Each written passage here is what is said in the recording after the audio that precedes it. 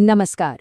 आज के इस विश्लेषण में सीधे बात करते हैं उस महा घोटाले की जिसने मई 2026 में पूरे देश की शिक्षा व्यवस्था की नींव हिला दी।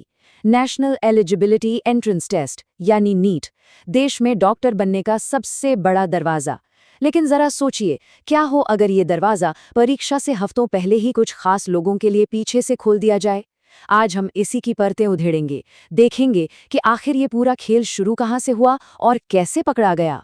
ठीक है, तो आइए सीधे इसमें उतरते हैं। 22.8 लाख 2.28 मिलियन। ध्यान दीजिए, ये महज कोई कागजी आंकड़ा नहीं है। ये उन अनगिनत मेडिकल छात्रों की संख्या है जिन्होंने 3 मई को इस उम्मीद में परीक्षा दी थी कि उनका और उनके परिवार का भविष्य संवर जाएगा। लेकिन इस एक पेपर लीक ने रातों रात इन लाखों जिंदगियों पर ब्रेक लगा दिया। इतने बड़े पैमाने पर खिलवाड़, मतलब ये सच में डराने वाला है। भाग 1, पेपर लीक का विश्लेषण। देखते हैं कि एनटीए का वो सिस्टम जिसे अभेद्य माना जाता था, आखिर ताश के पत्तों की तरह कैसे ढह गया। अब जरा इस घटनाक्रम को देखिए।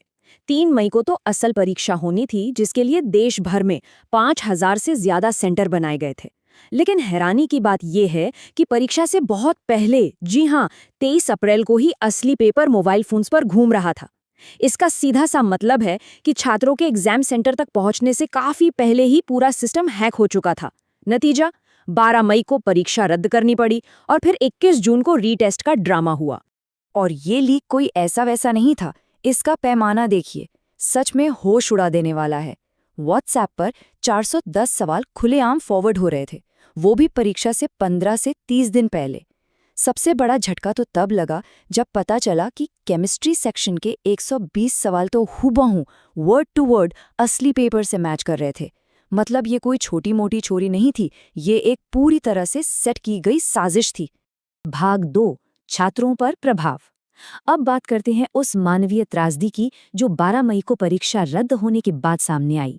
इसे समझने के लिए मानस शर्मा नाम के इस नीट उम्मीदवार की कहानी सुनिए। इनका कहना था, अक्टूबर से मैं हर दिन 12-12 घंटे पढ़ रहा हूँ। न कोई फिल्म, न दोस्तों के साथ घूमना फिरना। मानस को पूरी उम्मीद थी कि वो 720 में से शानदार 615 नंबर ले आएंगे। सोचिए उस छात्र पर क्या बीती होगी जिसने अपनी पूरी दुनिया एक कमरे में समेट ली हो और फिर अचानक पता चले कि वो पूरी परीक्षा ही एक मजाक थी। और सिर्फ मानस नहीं, अनामिका की कहानी तो और भी रुला देने वाली है। ये इनका छठा प्रयास था। अनामिका के शब्दों में, मेरी पूरी जिंदगी सिर्फ कॉलेज और लाइब्रेरी बनकर रह गई थी। मैंने परिवार, दोस्त सब छोड़ दिया था। इस बार उन्हें 640 नंबर आने की पक्की उम्मीद थी। ये बयान साफ दिखाता है कि इस एक परीक्षा के पीछे कितनी भयानक तपस्या और कितने बड़े बलिदान छिपे होते हैं।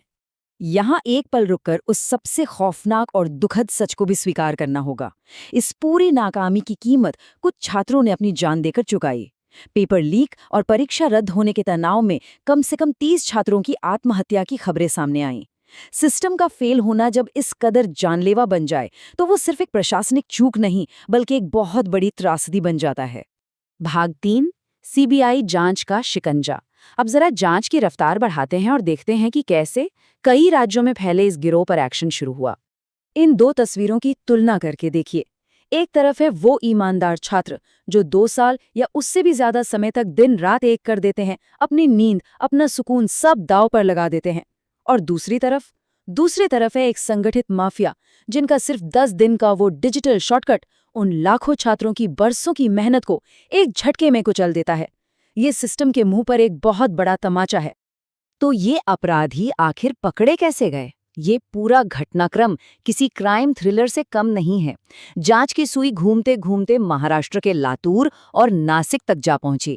सीबीआई ने पुणे में शिवराज मोटेगावकर नाम के शख्स को उठाया और लगातार 12 घंटे तक पसीने छुड़ाने वाली पूछताछ की। फिर उसके कोचिंग सेंटर से कई अहम दस्तावेज जब्त किए गए और सीधे दिल्ली की सीबीआई अदालत में पेश किया गया। एकदम ताबड़तोड़ एक्शन। और इस गिरफ्तारी में जो सबसे पक्का सबूत मिला वो था उनका मोबाइल फोन। मोटेगांवकर के फोन में एक ऐसा डिजिटल फोल्डर मिला जिसे 23 अप्रैल को ही खोल लिया गया था, यानी 3 मई की परीक्षा से पूरे 10 दिन पहले। इस फोल्डर के अंदर 42 सवाल बिल्कुल उसी सीरीज में मौजूद थे जिस सीरीज में वो असली एग्जाम पेपर में छपे थे। और डराने वाली बात ये है कि ये फोल्डर पहले ही आगे कई लोगों को सप्लाई किया जा चुका था। अब ये शिवराज मोटेगांवकर है कौन? ये कोई सड़क किनारे बैठा दलाल नहीं है। ये महाराष्ट्र में नूका आय नाम की एक बहुत बड़ी कोचिंग सेंटर चेन चलाता है, जिसकी 200 से भी ज्यादा ब्रांच हैं। मतलब जो इंसान खुद बच्चों का भविष्य बनाने का दावा कर रहा था, वही शिक्षा के इस काले धंधे का एक अहम मोहरा निकला। इससे पता चलता है कि ये माफिया सिस्टम की जड़ों में कितनी गहराई तक फैले हुए हैं। तो सबसे महत्वपूर्ण बात ये है कि ये कोई एक दो लोगों का काम नहीं था। ये एक पूरी की पूरी संगठित साठगांठ थी। इसमें कोचिंग प्रमुख शिवराज मोटेगांवकर और लातूर का मास्टरमाइंड पीवी कुलकर्णी तो शामिल थे ही, लेकिन सबसे बड़ा झटका तब लगा जब एनटीए पैनल के सदस्यों और दूसरे प्रोफेसरों के नाम सामने आए। जरा सोचिए, जो संस्था परीक्षा करवा रही है, अगर उसके अंदर के लोग ही माफियाओं से हाथ मिला लें, तो फिर सिस्टम बचेगा कैसे? भाग 4, परिणाम और भविष्य के सुधार। इस खुलासे के बाद देश में क्या बवाल हुआ और आगे का रास्ता क्या है, आइए समझते हैं। जैसे कि उम्मीद थी, इस महाघोटाले के सामने आते ही पूरे देश में छात्रों का गुस्सा ज्वालामुखी की तरह फट पड़ा। हर तरफ सड़कों पर विरोध प्रदर्शन शुरू हो गए। दिल्ली में तो शिक्षा मंत्रालय के हेडक्वार्टर शास्त्री भवन के बाहर एनएसयूआई और कई छात्र संगठनों ने जबरदस्त हंगामा किया। न्याय की मांग करते हुए छात्रों का वो आक्रोश बिल्कुल जायज और साफ देखा जा सकता था। और जाहिर है, इतने बड़े मुद्दे पर राजनीतिक बयानबाजी भी होनी ही थी।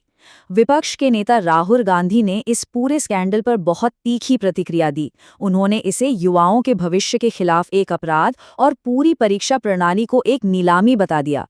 बिना किसी राजनीतिक पक्ष में पड़े अगर हम सिर्फ बयानों को देखें तो ये साफ था कि मामला अब सिर्फ शिक्षा जगत का नहीं बल्कि राष्ट्रीय राजनीति का भी एक गर्मा-गर्म मुद्दा बन चुका था। इतने भारी चौतरफा दबाव के बाद आखिर में सरकार को भी आगे आकर अपनी चूक माननी पड़ी। खुद शिक्षा मंत्री धर्मेंद्र प्रधान ने खुले तौर पर यह स्वीकार किया कि सुरक्षा के तमाम दावों के बावजूद चेन ऑफ कमांड में कहीं न कहीं कोई सेंध लगी है।